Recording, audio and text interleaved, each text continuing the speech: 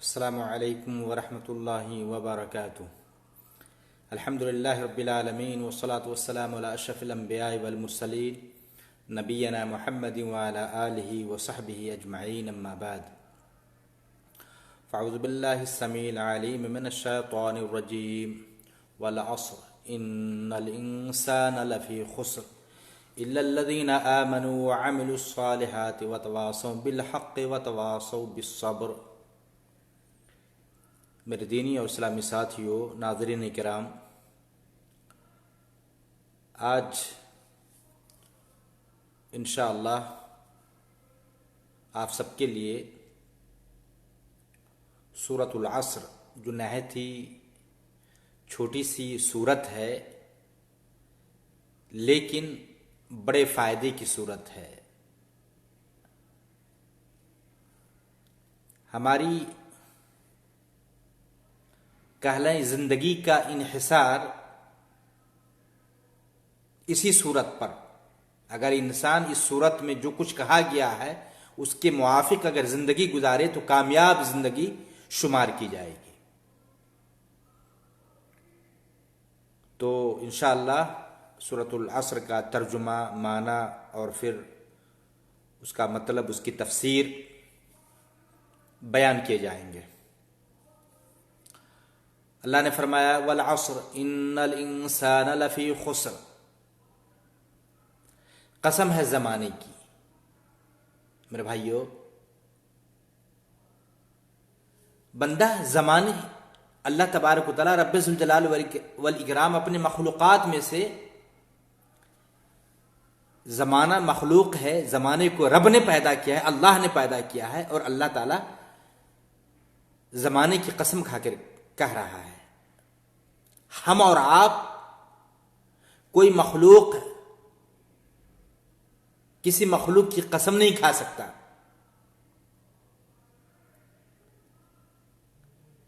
اللہ کے نبی صلی اللہ علیہ وسلم نے فرمایا من کان حالفا فلیحلف باللہ، جو شخص قسم کھانا چاہے وہ اللہ کی قسم کھائے۔ تو ہم اور آپ اللہ کی قسم کھائیں گے، لیکن رب ذوالجلال والاکرام اپنی بنائی ہوئی مخلوقات کی قسم کھا رہا ہے۔ کہیں اللہ نے رات کی قسم کھایا ہے، کہیں دن کی قسم کھایا ہے، کہیں رب ذوالجلال والاکرام نے شمس و قمر، سورج اور چاند کی قسم کھایا ہے۔ اور اس صورت کے اندر اللہ زمانے کی قسم کھا رہا ہے کہ قسم ہے زمانے کی۔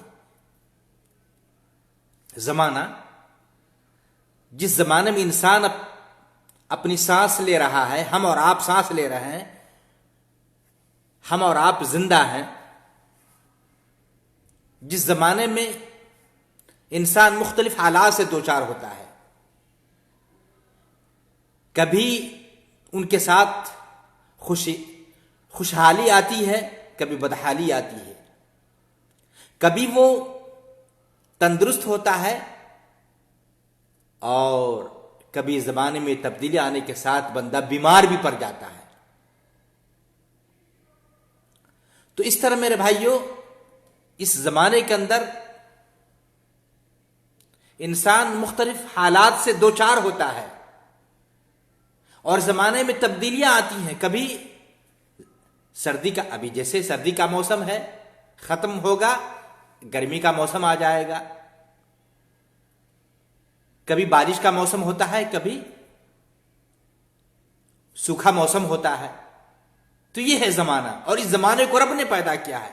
زمانے کا خالق اللہ ہے، اور اللہ تعالیٰ رب ذوالجلال والاکرام زمانے کی قسم کھا کر آگے بتا رہا ہے ان الانسان لفی خسر۔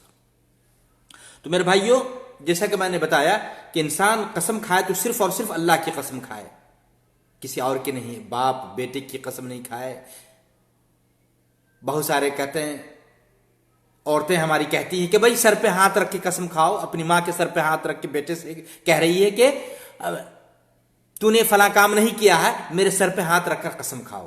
تو میرے بھائی، یہ سارے قسم کے جو اقسام ہیں، یا اس طرح ہمارے معاشرے کے اندر، ہمارے سماج میں، ہماری سوسائٹی میں یہ غلط قسم کی قسمیں جو کھائی جاتی ہیں، اس سے انسانوں کو باز آنا چاہیے۔ اللہ کے نبی نے فرمایا کہ اگر انسان کو قسم کھانے کی ضرورت پڑ جائے تو اللہ کی قسم کھائے، اور باتوں میں قسم نہ کھائے۔ جب اس کی ضرورت ہو تو بندہ قسم کھائے اور صرف اللہ کی قسم کھائے. اللہ نے فرمایا ان الانسان لفی خسر. ایک تو اللہ قسم کھا کر بتا رہا ہے, مزید تاکیدی الفاظ ہیں یا ادوات ہیں کہ ان بے شک انسان لفی خسر گھاٹے میں ہے. ان لایا, پھر لام تاکید لایا, اور اس طرح اللہ بتا رہا ہے کہ ان الانسان, سارے انسان گھاٹے میں, سارے انسان, چاہے مسلمان ہو یا غیر مسلم ہو, سارے انسانوں کے خسران اور گھاٹے کی طرف رب اشارہ کر رہا ہے کہ سارے انسان گھاٹے میں ہے, دنیاوی اعتبار سے بھی اخروی اعتبار سے بھی انسان گھاٹے میں ہے اور گھاٹے میں رہیں گے. میرے بھائیو, ہمیں گھاٹا چاہیے یا نفع چاہیے, فائدہ چاہیے؟ ہر انسان کی خواہش ہوتی ہے کہ ہم فائدہ اٹھائیں, ہم نفع حاصل کریں. تو گھاٹے سے بچنے کے لیے اللہ نے راستے بھی بتایا ہے. ایک طرف تو قسم کھا کر اللہ یہ بتا رہا ہے کہ سارے انسان گھاٹے میں ہے, نقصان اٹھانے والے ہیں. الا الذین آمنوا وعملوا الصالحات, گھاٹے سے وہ لوگ اپنے آپ کو بچا لیں گے. میرے بھائیو, رب نے کہا مگر وہ لوگ جو رب پر ایمان لے آئے اور وعملوا الصالحات, اچھا عمل کیے, وتواصوا بالحق, حق بات کی, ایک دوسرے کو وصیت کرتے رہے, حق بات بتاتے رہے, حق بات کی رہنمائی کرتے رہے, وتواصوا بالصبر, اور صبر کی بھی وصیت کرتے رہے. تو چار باتوں کی طرف رب نے اشارہ کیا. اللہ نے کہا ہے کہ جو لوگ ان چار کام کو اپنا لیں گے تو وہ گھاٹے سے اپنے آپ کو بچا لیں گے. اور تھوڑی سی تفصیل میں بتا رہا ہوں. تو پہلی چیز گھاٹے سے بچانے والی, کہ ہم گھاٹے سے کیسے اپنے آپ کو بچائیں گے, پہلی چیز یہ ہے الا الذین آمنوا, کہ بندہ مومن ہو, ایمان لے آئے رب پر, اللہ کو اپنا رب تسلیم کر لے, اللہ کو اپنا خالق, مالک, رازق تسلیم کرے, رب کے وجود کا اقرار کرے کہ اللہ موجود ہے, ساتوں آسمان کے اوپر عرش پر مستوی ہے, ہر چیز کی خبر رکھتا ہے. اللہ ہمارے سینے کی آہٹ سے بھی باخبر, ان اللہ علیم بذات الصدور. میرے بھائیو, اسی طرح رب پر ایمان لانے کا مطلب یہ ہے کہ بندہ رب کو اپنا رب تسلیم کرے, رب کو اپنا سچا معبود تسلیم کرے. عبادت کی جتنی بھی اقسام ہیں, جتنی بھی عبادتیں ہیں, ساری عبادتیں اللہ ہی کے لیے کرے. نماز, روزہ, حج و زکوٰۃ, قربانی, نذر و نیاز, دعا, سجدہ, رکوع, قیام, یہ سب کس کے لیے ہونی چاہیے میرے بھائیو؟ اللہ کے لیے ہونی چاہیے. قل ان صلاتی و نسکی و محیای و مماتی للہ رب العالمین. اے اللہ کے نبی, آپ کہہ دیں میری نماز, میری قربانی, میرا مرنا, میرا جینا, یہ سب اللہ رب العالمین کے لیے, جس کا کوئی شریک اور ساجی نہیں. ساری عبادتیں اللہ کے لیے, یعنی اپنے رب کو سچا معبود تسلیم کرے, ساری عبادت رب کے لیے کریں. یہ اللہ پر ایمان ہے. اور میرے بھائیو, ایمان کے تعلق سے آپ کو پتا ہے کہ جبریل امین علیہ الصلوۃ والسلام نے نبی پاک صلی اللہ علیہ وسلم سے سوال کیا ایمان کے تعلق سے کہ ایمان کسے کہتے ہیں. چند سوالات کیے گئے نبی پاک صلی اللہ علیہ وسلم سے, ان میں ایمان کے تعلق سے بھی پوچھا گیا. تو جواباً نبی پاک صلی اللہ علیہ وسلم فرمایا ایمان یہ ہے کہ ان تؤمن باللہ وملائکتہ وکتبہ ورسلہ والیوم الآخر وتؤمن بالقدر خیرہ وشرہ. ایمان یہ ہے,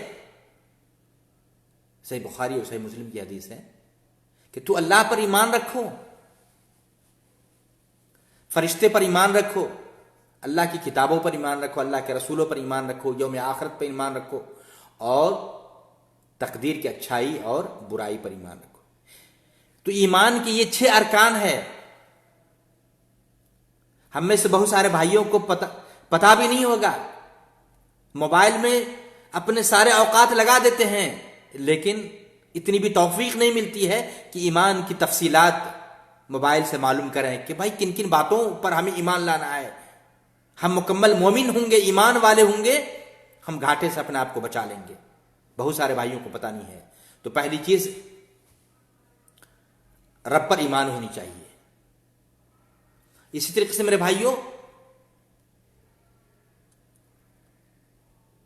اللہ کے جتنے بھی اسماء ہیں, جتنے بھی نام ہیں, جتنے بھی صفات ہیں, اللہ رحمان ہے, رحیم ہے, قدیر ہے, سمیع ہے, بصیر ہے, جتنے بھی نام اور صفات ہیں سب پر ہمارا ایمان ہونی چاہیے.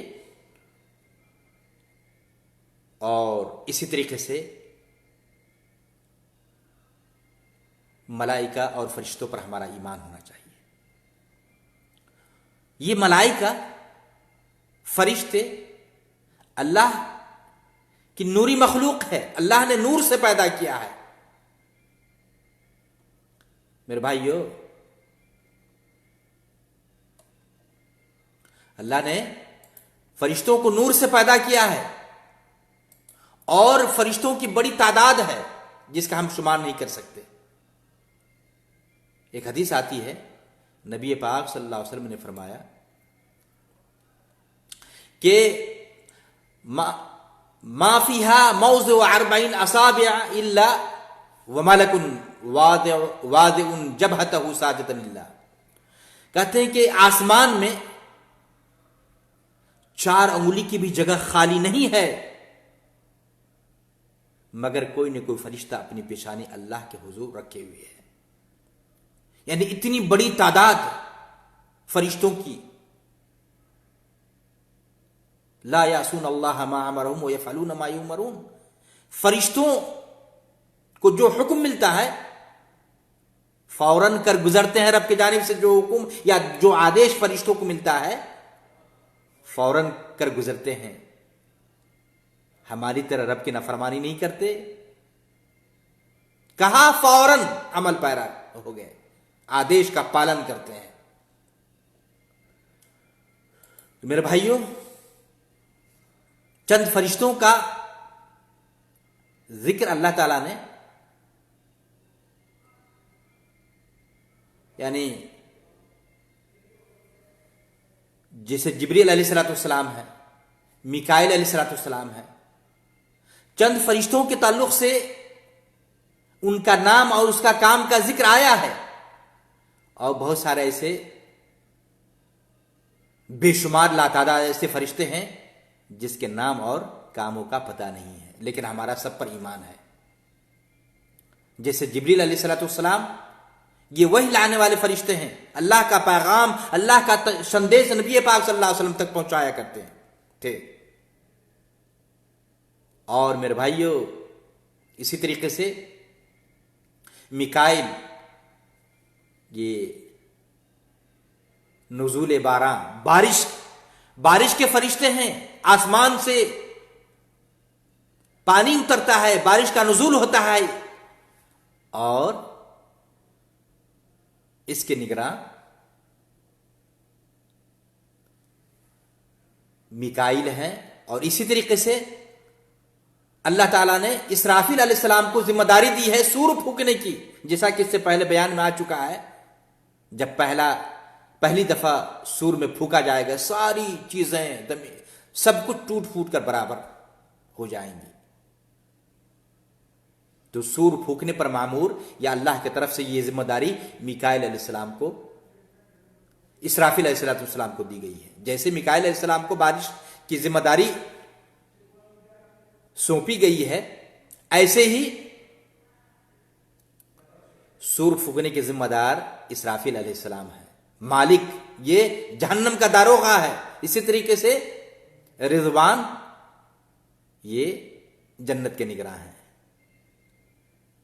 اور میرے بھائیوں, جن فرشتوں کے نام اور کام ہمیں معلوم نہیں ہے ان سارے فرشتوں پر ہمارا ایمان ہے. تو اللہ پر ایمان, اللہ کے فرشتوں پر ہمارا ایمان. اور یاد رکھا جائے اسی طریقے سے اللہ کی کتابوں پر ایمان. بہت ساری کتابیں اتاری گئی ہیں. 4 مشہور کتابیں ہیں: تورات، زبور، انجیل اور قرآن. قرآن اللہ کی آخری کتاب ہے، نبی پاک صلی اللہ علیہ وسلم پر اتاری گئی. تورات موسیٰ علیہ السلام پر، زبور داؤد علیہ السلام پر، انجیل عیسیٰ علیہ السلام پر، اور قرآن محمد عربی صلی اللہ علیہ وسلم پر اتاری گئی. اس کا بھی ہمیں علم ہونا چاہیے. بہت سارے بھائیوں کو ہمیں پتہ نہیں ہوتا ہے. ہم خود سمجھیں، اپنے بچوں کو بھی سمجھائیں. تو اللہ کی کتابوں پر ایمان. قرآن کے اندر جتنی بھی باتیں لکھی گئی ہیں ساری سچی باتیں ہیں.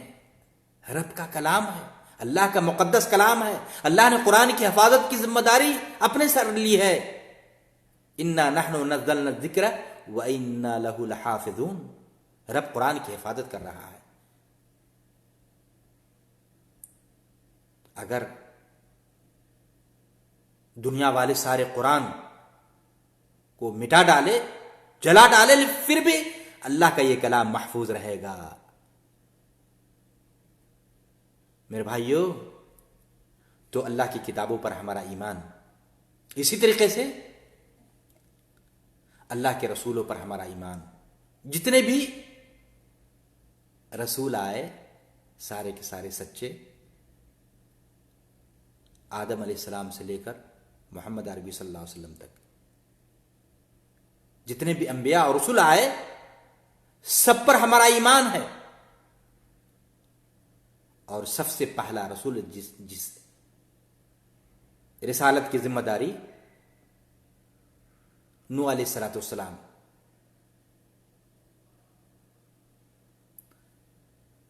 اور سب سے آخری رسول محمد عربی صلی اللہ علیہ وسلم ہے.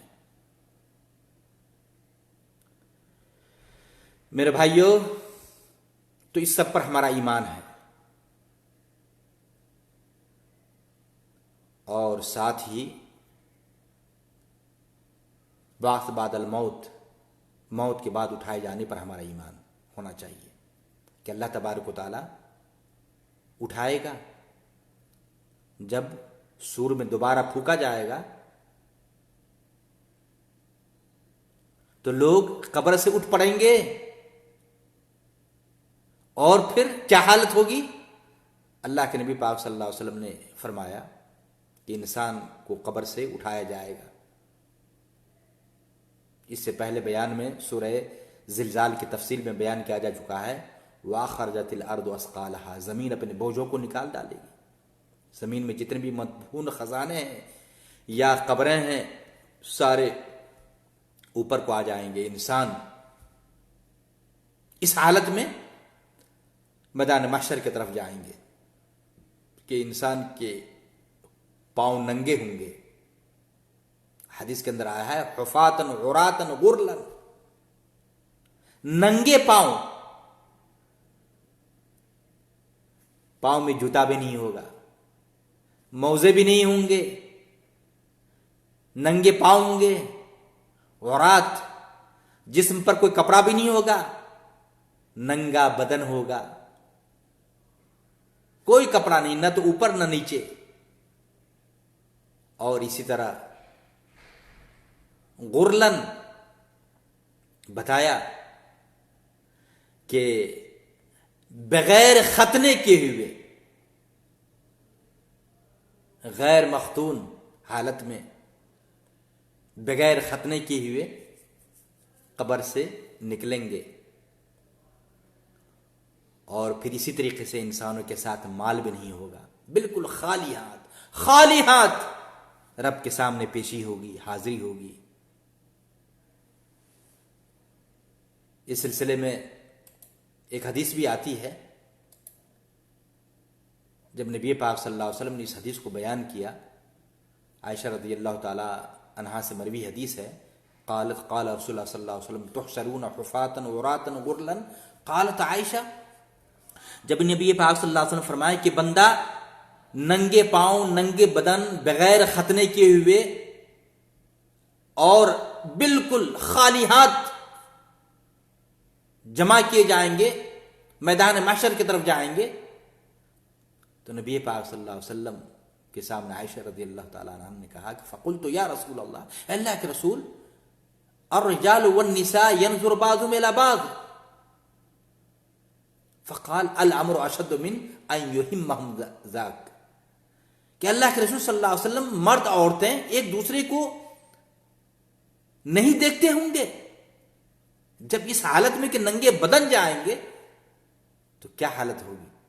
کیا ایک دوسرے کو مرد عورت نہیں دیکھیں گے؟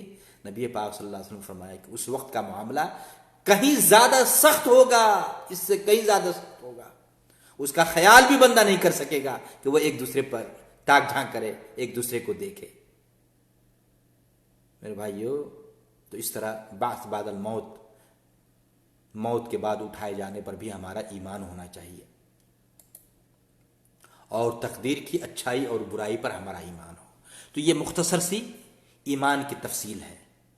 اللہ تعالیٰ نے فرمایا والعصر، قسم ہے زمانے کی، الا الذین آمنوا وعملوا، والعصر ان الانسان لفی خسر، سارے انسان گھاٹے میں ہیں۔ ایک طرف اللہ تعالیٰ نے سارے انسانوں کے بارے میں بتایا کہ سب لوگ دنیاوی اور اخروی اعتبار سے گھاٹے میں ہیں، مگر گھاٹے سے اپنے آپ کو وہ لوگ بچا لیں گے، وہ لوگ گھاٹے سے بچ جائیں گے، نفع میں رہیں گے، جو لوگ رب پر ایمان لائے، اللہ پر ایمان، فرشتوں پر ایمان، اللہ کی کتابوں پر ایمان، اللہ کے رسولوں پر ایمان، موت کے بعد دوبارہ اٹھائے جانے پر ایمان، جسے ہم کہیں یوم آخرت پر ایمان یا قیامت کے دن پر ایمان۔ اس میں بہت ساری باتیں آتی ہیں۔ موت کے بعد اٹھائے جانے پر ایمان کا مطلب یہ ہے کہ جو قبر کے جو حالات ہیں، قبر کی جو برزخی زندگی ہے، اس پر بھی ہمارا ایمان، کہ قبر میں سوالات ہوں گے اور قبر کے عذاب سے بھی بندہ دوچار ہوگا، اس پر بھی ہمارا ایمان ہے۔ جنت اور جہنم پر بھی ہمارا ایمان ہے، پل صراط پر ہمارا ایمان ہے، ان ساری چیزوں پر ہمارا ایمان ہے۔ یہ سب داخل ہے بعث بعد الموت کے اندر، موت کے بعد اٹھائے جانے پر ایمان یا یوم آخرت پر ایمان، اور تقدیر کی اچھائی اور برائی پر ایمان۔ تو جس کا یہ ایمان کامل ہو،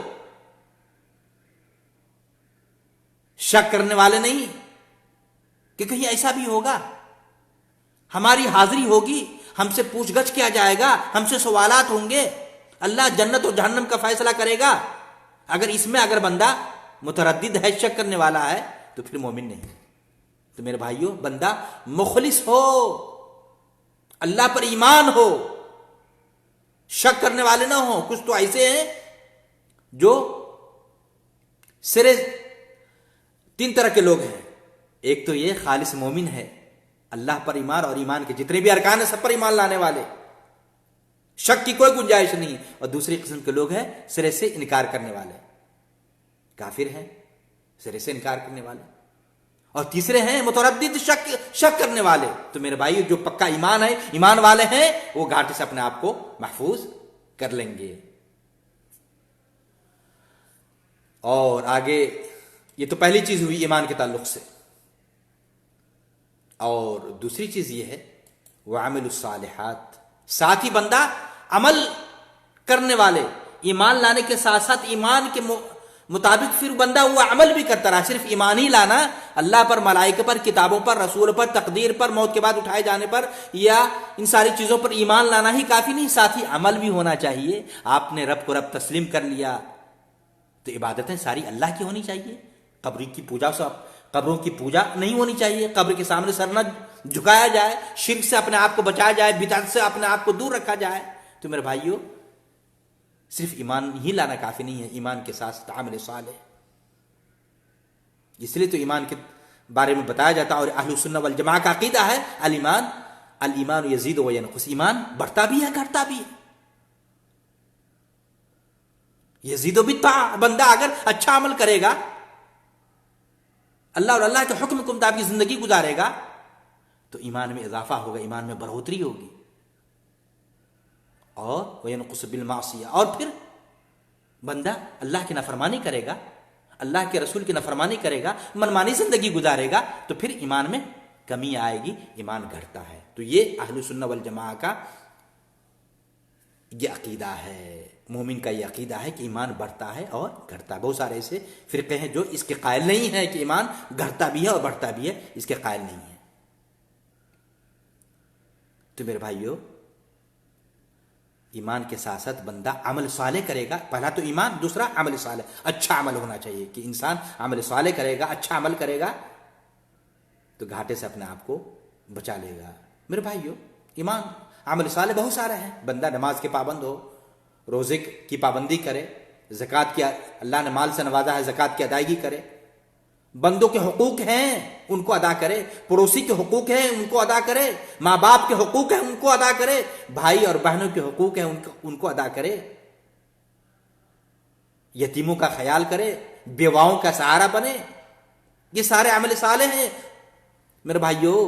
تو عمل صالح بندہ اگر اچھا عمل کرے گا، گھاٹے سے اپنے آپ کو محفوظ رکھے گا، اللہ گھاٹے سے بچائے گا۔ اور پھر عمل صالح کے تعلق سے دو بات کا خیال ہونا چاہیے، ہمارا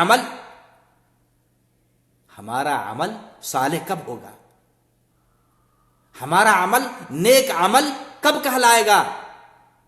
اللہ نے فرمایا فَمَنْ كَانَ يَرْجُو لِقَاءَ رَبِّهِ فَلْيَعْمَلْ عَمَلًا صَالِحًا وَلَا يُشْرِكْ بِعِبَادَةِ رَبِّهِ أَحَدًا۔ فَمَنْ كَانَ يَرْجُو لِقَاءَ رَبِّهِ، جو شخص اپنے رب کی ملاقات کو امید رکھتا ہو، رب کے سامنے پیشی ہوگی، اس پر بندہ کا ایمان ہوگا،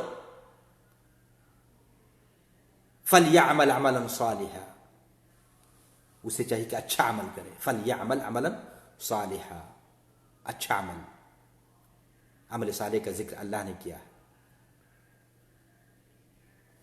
وَلَا يُشْرِكْ بِعِبَادَةِ رَبِّهِ أَحَدًا، اپنے رب کے ساتھ، اپنے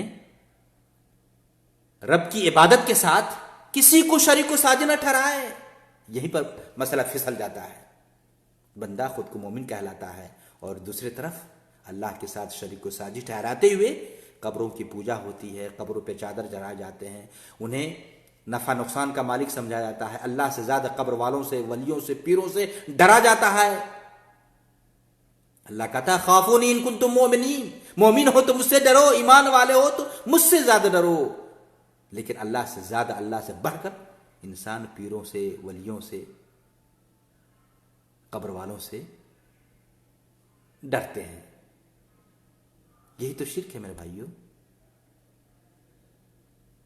تو عمل صالح نہیں ہوگا، اگر عمل میں شرک ہوگا، عمل ہمارے سارے کے سارے برباد ہو جائیں گے۔ لئن اشرکت لیحبطن عملک ولتکونن من الخاسرین، اے اللہ کے نبی، اگر آپ نے بھی شرک کیا تو آپ کے سارے اعمال برباد ہو جائیں گے اور آپ گھاٹے اٹھانے والوں میں سے ہو جائیں گے۔ تو میرے بھائیوں، عمل صالح کا مطلب ہے کہ عمل میں بندہ مخلص ہو، عمل اللہ کے لیے کرے۔ عمل کس کے لیے کرے؟ اللہ کے لیے، دکھلاوا بھی نہیں ہونا چاہیے۔ شرک، یہ بھی شرک اصغر ہے۔ انسان نماز پڑھے گا کہ اسے نمازی کہا جائے، انسان حج کرے گا کہ اسے حاجی کے نام سے پکارا جائے، انسان زکوٰۃ اور صدقہ کرے گا کہ اسے بہت بڑا فیاض اور سخی کہا جائے۔ اگر یہ نیت ہے، یہ فکر ہے، یہ سوچ ہے، یہ دلی ارادہ ہے، تو میرے بھائیوں یہ بھی شرک ہے، لیکن شرک اصغر ہے، چھوٹا شرک ہے، لیکن کبیرہ گناہ ہے۔ اس لیے میرے بھائیوں، تو عمل میں اخلاص ہونی چاہیے، کوئی بھی انسان عمل کرے اللہ کے لیے کرے۔ تو یہ پہلی چیز، عمل کی قبولیت کے لیے دو شروط ہیں، ان میں سے ایک یہ ہے کہ بندہ مخلص ہو عمل میں، اللہ کے لیے عمل کرے، کوئی بھی کام کرے اللہ کے لیے کرے۔ اس لیے اللہ کے نبی پاک صلی اللہ علیہ وسلم نے فرمایا، حدیث آتی ہے صحیح مسلم کی 7475 نمبر کی حدیث ہے کہ حدیث قدسی ہے، قال اللہ تعالی انا اغنى الشرکاء عن الشرک، میں شرک کرنے والے کے شریکوں سے بے نیاز ہوں، شرک سے، میں شرک کرنے والوں کے شرک سے بے نیاز ہوں۔ من عمل عملا، یا دوسرے لفظ میں کہنا ہے کہ شریک بنائے جانے والوں میں سب سے زیادہ میں شراکت سے مستغنی ہوں، بے نیاز ہوں۔ من عمل عملا، جس شخص نے کوئی ایسا عمل کیا، کوئی ایسا کام کیا کہ اس میں میرے ساتھ کسی اور کو شریک ٹھہرایا، اشرک فیہ معی غیری ترکتہ و شرکہ، تو میں اس آدمی کو اس کے شرک کے ساتھ اکیلا چھوڑ دیتا ہوں۔ یہ حدیث قدسی ہے، اللہ کہتا ہے۔ اس لیے میرے بھائیو، آپ عمل کریں، نماز پڑھیں، روزہ رکھیں، صدقات و خیرات کریں، یا کوئی بھی اچھائی کریں، کس کے لیے؟ عرش والے رب کے لیے، جو ہمارا خالق ہے، مالک، اس کے لیے ہم عمل کریں، دکھلاوے کے لیے نہیں، ناموری کے لیے نہیں، چرچا پانے کے لیے نہیں، شہرت پانے کے لیے نہیں، کہ لوگ آپ کو جانیں، اس کے لیے نہیں، اللہ کے لیے ہم کوئی عمل کریں۔ اس لیے تو کہا جاتا ہے اللہ ان 7 خوش نصیب لوگوں کو عرش کے سائے تلے جگہ دے گا جس دن اللہ کے عرش کے سائے کے علاوہ کوئی دوسرا سایہ نہ ہوگا، یا اللہ تعالیٰ ان 7 خوش نصیب لوگوں کے لیے سایہ فراہم کرے گا جہاں لوگ دھوپ کی تمازت اور پریشانی سے پریشان ہوں گے۔ ان میں سے ایک وہ شخص بھی ہے، وَرَجُلٌ تَصَدَّقَ بِصَدَقَةٍ فَأَخْفَاهَا حَتَّى لَا تَعْلَمَ شِمَالُهُ مَا تُنْفِقُ يَمِينُهُ، کہ انسان صدقات و خیرات اس انداز میں کرے کہ دائیں ہاتھ سے خرچ کرتا ہو، دائیں ہاتھ سے کسی غریب کی مدد کرتا ہو، بند مٹھی دیتا ہو، تو بائیں ہاتھ کو بھی پتہ نہ چلے۔ یہ ہے اخلاص، کہ انسان اللہ کی رضا کے لیے صدقات و خیرات کرے یا دیگر عمل کرے، کسی کو دکھلاوے کے لیے نہیں، چرچا پانے کے لیے، شہرت پانے کے لیے نہیں۔ تو میرے بھائیو، دوسری شرط یہ ہے عمل کی قبولیت کے لیے یا عمل کو صالح ہونے کے لیے کہ بندہ وہ عمل نبی پاک صلی اللہ علیہ وسلم کے طریقے پر کرے، منمانی نہیں۔ آج دیکھیں منمانی عمل کر رہا ہے انسان، بدعات اور خرافات میں اپنے آپ کو ملوث رکھتا ہے۔ جس کام کو اللہ کے نبی نے نہیں کیا، اس کو انسان اجر و ثواب کے ارادے سے کرتا ہے، یہی تو بدعت ہے، سنت کے خلاف ہے۔ جبکہ اللہ کے نبی پاک صلی اللہ علیہ وسلم نے فرمایا، صحیح مسلم کی روایت ہے، من عمل عملا لیس علیہ امرنا فہو رد، کہ جس شخص نے کوئی ایسا عمل کیا جس پر ہمارا حکم نہیں ہے، نبی کہتے ہیں ہمارا آدیش نہیں ہے، ہم نے نہیں کہا یہ کام کرنے کو، تو کہتے ہیں وہ مردود ہے عند اللہ، مقبول نہیں ہوگا، اللہ قبول نہیں کرے گا ایسے عمل کو، چاہے اس عمل کو، اس کام کو ثواب کے ارادے سے کیوں نہ کیا جائے۔ آج لوگ عید میلاد النبی مناتے ہیں، کیوں؟ لاکھوں روپے صرف کرتے ہیں، مقصد یہ ہوتا ہے خوشنودی، رضامندی، اجر و ثواب کے ارادے سے بندہ کام کرتا ہے۔ لیکن صحیح مسلم کی جو یہ روایت ہے، 1718 نمبر کی حدیث ہے صحیح مسلم کی، اللہ کے نبی نے بالکل ایک اصول اور ضابطہ بنا دیا، من عمل عملا لیس علیہ امرنا فہو رد، جس شخص نے کوئی ایسا عمل کیا جس پر ہمارا حکم نہیں ہے، نبی صلی اللہ علیہ وسلم کہتے ہیں ہمارا آدیش نہیں ہے، ہم نے نہیں کہا یہ کام کرنے کو، نبی صلی اللہ علیہ وسلم نے نہیں کہا عید میلاد النبی منانے کو۔ یا اسی طریقے سے عاشورہ کے موقع پر تعزیہ داری کے رسم ادا کرنے کو، شب برات اور یہ معراج کی رات محفل قائم کرنا، اور اس طرح سے بہت سارے بدعات اور خرافات مروج ہیں، رائج ہمارے معاشرے، سماج، سوسائٹی کے اندر، جن کو انسان اجر و ثواب کے ارادے سے کرتے ہیں، حالانکہ وہ اس کا تعلق دین سے نہیں ہے، اسلام سے نہیں ہے، شریعت سے نہیں ہے۔ ایسی عمل کے بارے میں اللہ کے نبی نے کہا کہ فہو رد، وہ مردود عند اللہ، مقبول نہیں ہوگا، ردی کی ٹوکری میں اسے اعمال کو پھینک دیا جائے گا۔ تو میرے بھائیو، عمل کی قبولیت کے لیے یا ہمارا عمل صالح کب ہوگا، ہمارا عمل نیک عمل کب کہلائے گا، جب وہ عمل نبی کے طریقے پر ہو۔ اس لیے ہم ہمیشہ عمل کے تعلق سے پوچھا کریں کہ کیا اس بارے میں اللہ کے نبی نے کہا ہے، صحابہ کرام سے یہ عمل ثابت ہے۔ تو میرے بھائیو، کہ بندہ اللہ پر ایمان لانے والے ہو اور عمل صالح کرنے والے ہوں، تو پھر وہ اپنے آپ کو گھاٹے سے بچا لے گا۔ عمل صالح کا معیار آپ نے سمجھ لیا کہ بندہ کا عمل صالح کب ہوگا، نیک عمل کب کہلائے گا، تو یہ دو چیزیں کہ بندہ عمل اللہ کے لیے کرے، اور وہ عمل کس کے طریقے پر ہو، نبی پاک صلی اللہ علیہ وسلم کے طریقے پر ہو، تو وہ عمل صالح کرائے گا، نیک عمل کہلائے گا، اور بندہ گھاٹے سے اپنے آپ کو بچا لے گا۔ تیسری چیز اس سورت کے اندر، سورت العصر میں بتایا، وتواصوا بالحق، گھاٹے سے کون بچے گا، کہ جنہوں نے حق بات کی وصیت کی، حق بات۔ میرے بھائیو، اگر کسی کو آپ واجبات میں جن کاموں کو اللہ نے واجب قرار دیا، ہم پر فرض قرار دیا ہے، ان میں اگر کمی کرتے ہوئے دیکھ رہے ہیں تو فوراً آپ روک لگائیں اور کہیں کہ بھائی یہ کام آپ کی نماز چھوٹ رہی ہے، روزے میں کمی آ رہی ہے، اللہ نے صاحب مال بنایا ہے، آپ نے حج نہیں کیا ہے، تو فرائض میں واجبات میں اگر کمی دیکھ رہے ہوں تو فوراً انہیں حق بات کی وصیت کریں، کہے کہ اللہ کے لیے آپ کریں۔ اور پھر اسی طریقے سے اگر کوئی شخص اللہ کی نافرمانی کر رہا ہو، حرام کام کا ارتکاب کر رہا ہو، تو کیا ہم دیکھ کر چھوڑ دیں گے؟ من رأى منکم منکرا فلیغیرہ بیدہ، اگر کوئی شخص منکرات یا شریعت کے خلاف یا حرام کاموں کو کرتے ہوئے کسی کو دیکھے تو فوراً طاقت کا استعمال کرتے ہوئے انہیں حرام کام سے یا منکرات سے یا شریعت کے خلاف کام کرنے سے روک کے منع کرے۔ اس کا اللہ کے نبی نے حکم دیا ہے، حق بات کی وصیت۔ یہی ہے حق بات کی وصیت کہ انسان کو اچھائی کی دعوت دے اور برائی سے روکے۔ یہی تو ہے حق کی طرف بلانا، حق کی دعوت کرنا۔ اور یہ ایسا عمل ہے، یہ ایسی خوبی ہے کہ اس کے بارے میں تو اللہ نے کہا، اس امت محمدیہ کو خیر امت کیوں کہا جاتا ہے؟ کنتم خیر امت اخرجت للناس تعمرون بالمعروف وتنہون عن المنکر وتؤمنون باللہ، تم تو ایک بہترین امت ہو جو لوگوں کے لیے نکالی گئی، لوگوں کے لیے، لوگوں کی دعوت کے لیے۔ تعمرون بالمعروف، تم لوگوں کو بھلی بات کا حکم دیتے ہو اور برائیوں سے منع کرتے ہو، تمہارا ایمان اللہ پر ہوتا ہے۔ تو اس لیے اس نبی صلی اللہ علیہ وسلم کی امت کو، امت محمدیہ کو رب نے کیا کہا؟ خیر امت۔ جتنی بھی ساری امتیں گزری ہیں، ساری امتوں میں یہ امت محمدیہ بہترین امت کہلاتی ہے۔ کیوں بھائی؟ اسی وجہ سے کہ یہ خیر اور بھلائی کی دعوت دیتی ہے اور برائیوں سے منع کرتی ہے، روکتی ہے۔ تو حق بات کی وصیت ہونا چاہیے میرے بھائیوں۔ ہم خود حق پر قائم ہیں اور دوسروں کو حق کی طرف نہیں بلا رہے ہیں تو پھر مسائل ٹیڑھے ہو جائیں گے، گھاٹے سے ہم اپنے آپ کو نہیں بچ سکتے ہیں۔ تو میرے بھائیوں،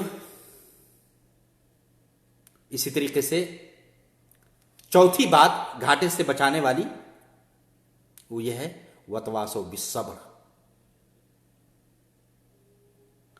یہ بندہ صبر کی بھی، خود بھی صابر رہے، صبر سے کام لے اور دوسروں کو صبر کی وصیت کرے کہ میرے بھائیوں ٹھیک ہے، آپ کے گھر فوتگی ہو گئی، آپ کے کوئی عزیز اللہ کو پیارے ہو گئے، تو ہمیں صبر کرنا چاہیے، چونکہ جو کچھ ہوتا ہے اللہ کے فیصلے سے ہوتا ہے۔ تو صبر کے تعلق سے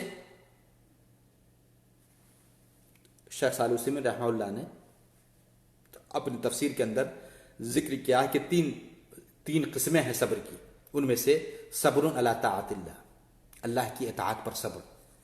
ابھی ٹھنڈا کا وقت ہے، بندہ فجر کی نماز کے لیے بہت سارے ایسے سست بھی ہیں، ٹھنڈا لگ رہا ہے، پانی گرم کرنے کا کوئی جگاڑ اور کوئی انتظام نہیں ہے، چلو دھوپ نکلے گی، سورج نکلے گا، اب ہم نماز پڑھ لیں گے۔